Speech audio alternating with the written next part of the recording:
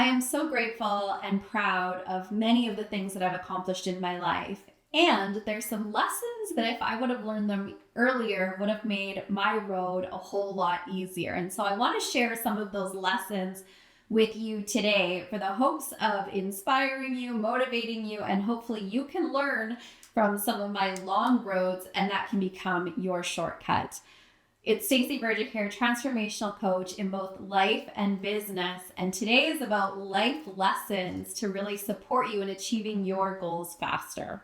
One of the lessons I wish I would have understood a lot earlier was it is okay to ask for more.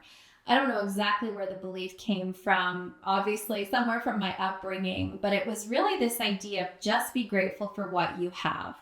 I grew up with, you deserve to be happy, you're responsible for your own happiness, but also it was this feeling of be grateful for what you have, don't ask for more.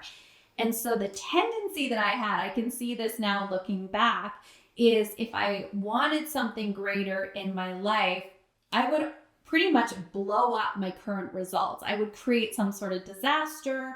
I would create some sort of problem. And in that, I was giving myself permission to go do something different, to ask for more. Obviously, that was subconscious. I wasn't aware that I was doing it, but I was self-sabotaging good so I could have great. And what I know now that I wish I would have known earlier is that it's okay to ask for more. Life is constantly seeking greater expression through all of us. So even though you're in a good relationship, what if it could be great? Even if you're in a good job, what if it could be even better? Even if you like your home and your home is perfectly okay, it's all right to ask for a nicer home. We are meant to want for more. And so if you're anything like me, don't feel like you have to settle for what you have or feel guilty for wanting more. Life wants you to have more, be more, do more. Another lesson that I wish I would have learned sooner is to trust my intuition, to trust that still small voice, that inner guidance. And I definitely relied more on the logical mind. I was somebody who loved the pros and cons list. And where it really didn't serve me not to listen to that intuition was around the boardroom table. I got promoted very young and found myself sitting around the boardroom table with people who were much more experienced than I was, had way more experience in business and in life. And oftentimes I would have ideas. I would have these thoughts that would drop in and I would not speak up. And I didn't speak up because I thought, well, if this was a good idea, surely somebody else would have thought of it. And so I really dialed down my intuition, that still small voice, and I allowed my brain, my mind, that thinking mind, or the pros and cons, or the logical mind to win over that intuitive voice.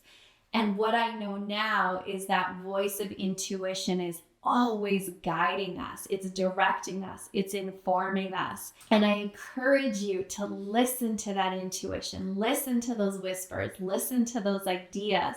That is spirit speaking directly to you. I wish I would have listened to that voice much earlier in my life and my career. And I know that as I've developed my intuition, I've been able to create exponentially greater results in my life with a lot more ease and grace. I wish I would have known earlier that it's okay to ask for help.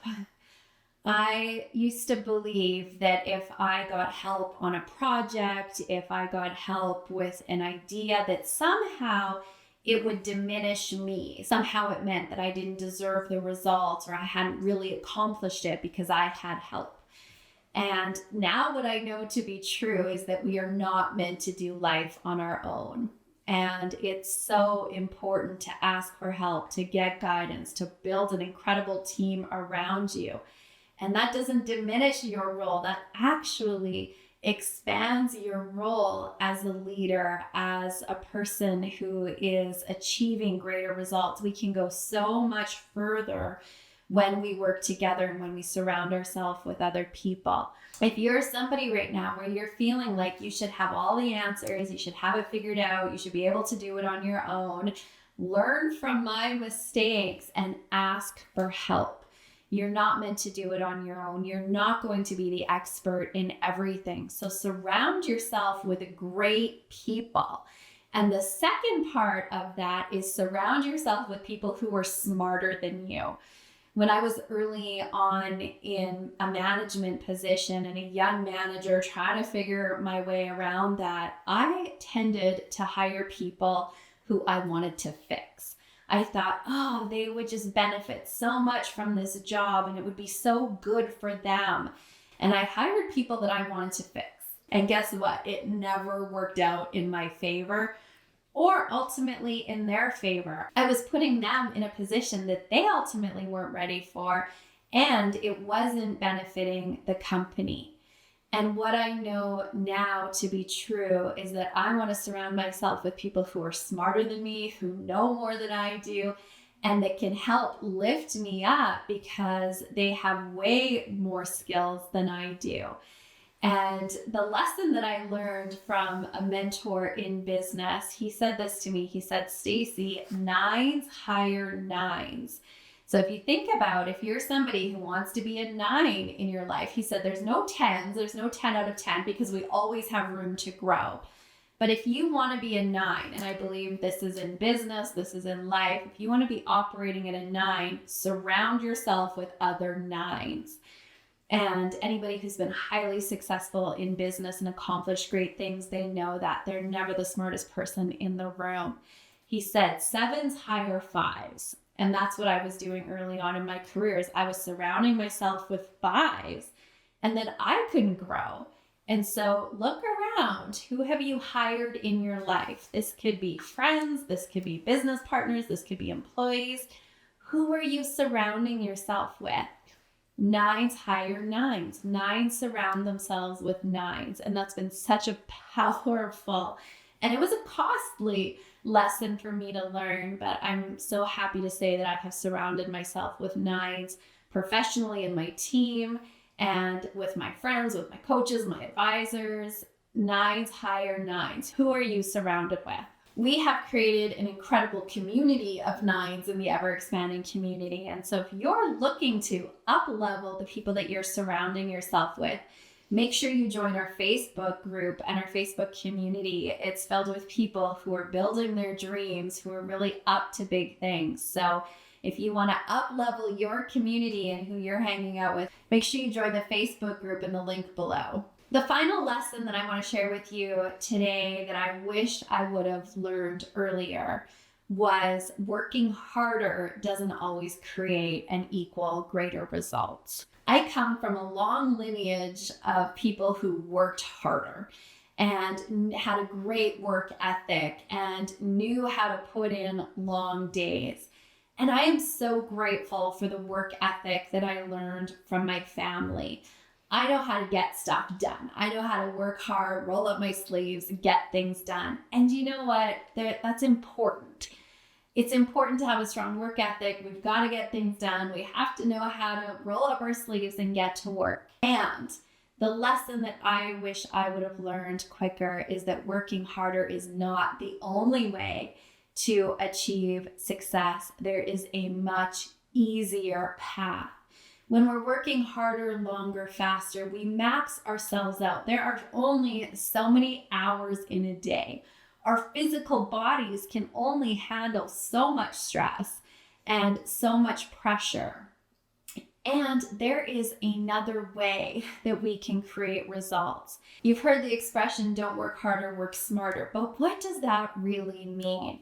There's a couple of things that are so key from a mindset perspective when it comes to our work.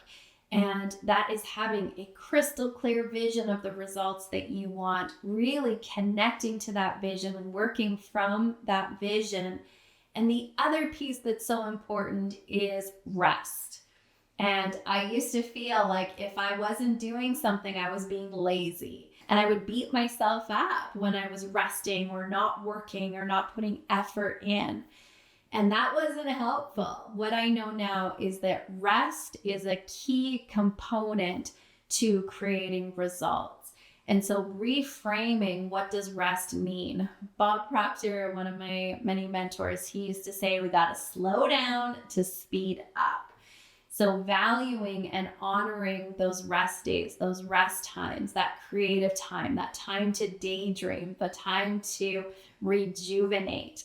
And so if you're somebody who's just burning the candle on both ends, you're on the verge of burnout, you're exhausted, I implore you to consider there's another way. And so really valuing the rest, the relaxation, slowing down to speed up. There's a whole series of tools and techniques that I teach my clients to of what does work smarter mean. But let's start with one thing, valuing rest. Resting is not a bad word. Resting doesn't mean you're not being productive. Resting doesn't mean you're lazy. Resting is an essential part to creating results. So I wish I would have valued that rest more and not beat myself up, felt guilty about it, but recognized it as an important part of creating results. I hope these lessons support you and give you something to consider. And I would also love to hear your life lessons. What are some of the things that maybe you've learned from your past failures, past mistakes that have really supported you in moving your life forward in big ways? If you have some life lessons that you'd like to share that can help and inspire other people, put them in the comments. And here is to you living a life that you love.